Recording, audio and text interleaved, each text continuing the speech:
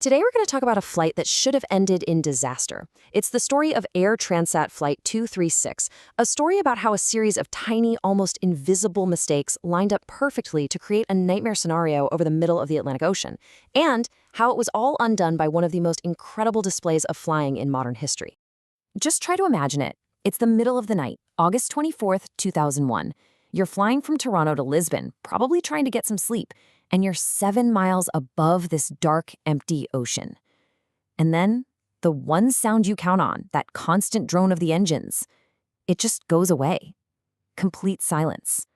For the 306 people on board, this was not a dream. This was really happening. And that really is the heart of it, isn't it? The question that I'm sure was on everyone's mind. This massive A330, a 200-ton jetliner, was now, for all intents and purposes, a glider. No power, no thrust, and hundreds of kilometers away from the nearest piece of land. So, seriously, how do you land a 200-ton glider? So let's start right there, at the peak of the crisis. Part 1, glider over the Atlantic. We're jumping right into the moment the plane goes silent in that dark night sky.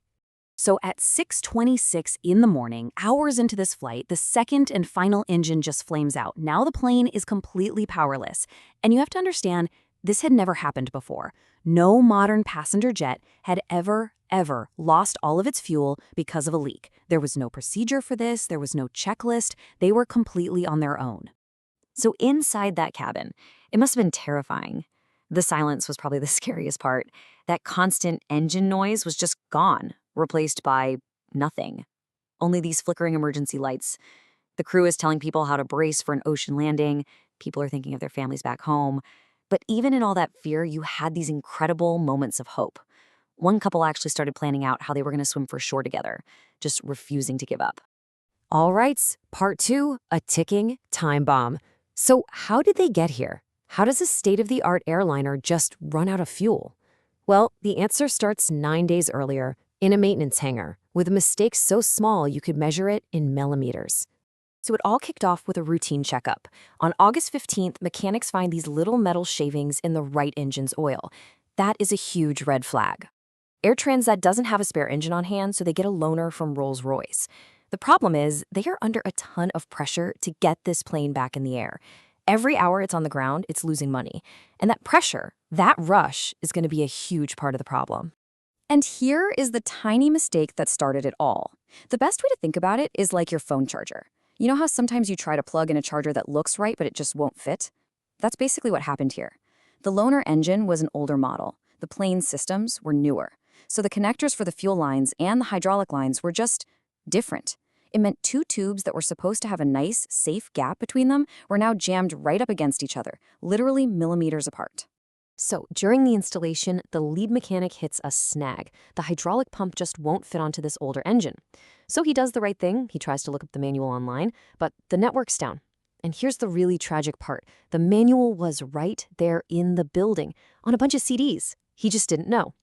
So, feeling that pressure to get the job done, he improvises. He basically forces the parts to fit. And that shortcut is what sealed their fate. It pressed the fuel line and the hydraulic line together so that with every flight, the engine's vibrations were causing them to just grind against each other. Okay, so let's jump back to the flight on August 24th. That little mechanical flaw, that ticking time bomb is about to go off. And it's not just because of the part. It's because a series of human errors are about to make a bad situation a whole lot worse.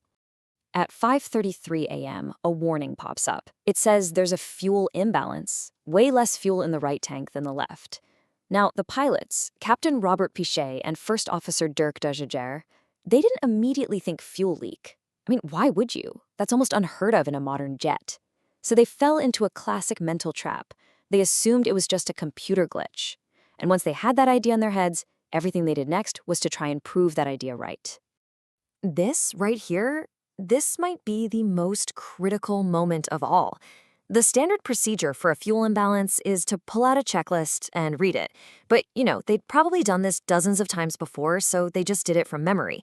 And in doing that, they skipped over this one crucial line. It wasn't a big, flashy warning. It was just a quiet little note. But it was the key to everything. So, because they thought it was just a computer error, they went ahead and did the standard procedure from memory. They opened something called the crossfeed valve. Now, what this valve does is it moves fuel from the full tank to the emptier one to keep the plane balanced. A totally normal thing to do, unless you have a massive fuel leak. They had just made the one move they shouldn't have. They were now actively pumping all of their good fuel from the left tank over to the right and straight out into the Atlantic Ocean. They were feeding the leak. But look, you can't put all the blame on the pilots. The system itself was set up for failure. The Airbus A330 had no specific sensor to tell them, hey, you're leaking fuel. In fact, get this, 4 years earlier, after a similar thing happened, French authorities actually recommended that Airbus install an automated leak warning, but it was never done. And when the pilots asked the flight attendants to look out the windows to see if they could spot anything, it was just pitch black. There was no way to see the river of fuel pouring from the wing. And that brings us to the final act. The fuel's gone, the engines are silent, there's nothing left but the raw skill of 2 pilots, a whole lot of physics, and a little bit of luck. 144 kilometers. Let that number sink in. That is the distance Flight 236 glided with 0 engine power. It is still, to this day, the world record for the longest unpowered glide of a commercial jet. It's unbelievable. For 19 incredibly tense minutes, Captain Pish, who had experience as a bush pilot, just worked his magic. He had to fly this perfect balancing act. If he went too slow, he'd lose the last bit of hydraulic power he needed to control the plane. Too fast, and he'd completely miss the runway. And then, at 6:36, out of the darkness, they saw them, the runway lights. Now, the touchdown was anything but gentle. It was violent. Without engines, they had no reverse thrust, so it was all brakes. The plane slammed down on the runway so hard that 8 of the 10 tires just blew out instantly. You had sparks, you had flames shooting from the landing gear, but somehow the plane held together. And then, the miracle. As the plane screeched to a halt, the whole cabin just erupted in applause. The emergency slides inflated, and in under 2 minutes, every single one of the 306 souls on board was on the ground, safe. A couple of minor injuries from the evacuation, sure, but not a single person was lost. 0 fatalities. So when you look back, you can see what safety experts call the Swiss cheese model in action. The idea is that a disaster almost never happens because of just one mistake. It's when all the little holes in different layers of safety, like slices of Swiss cheese, all line up perfectly. You had the wrong part, the rushed job, the unread manual, the checklist done from memory, the missing warning system, all these different holes lined up on this one day to create a near catastrophe. After it was all over, Captain Pish was of course called a hero. But then the story got complicated. The media discovered that 20 years before, he'd actually served prison time for drug smuggling. It definitely sparked a debate.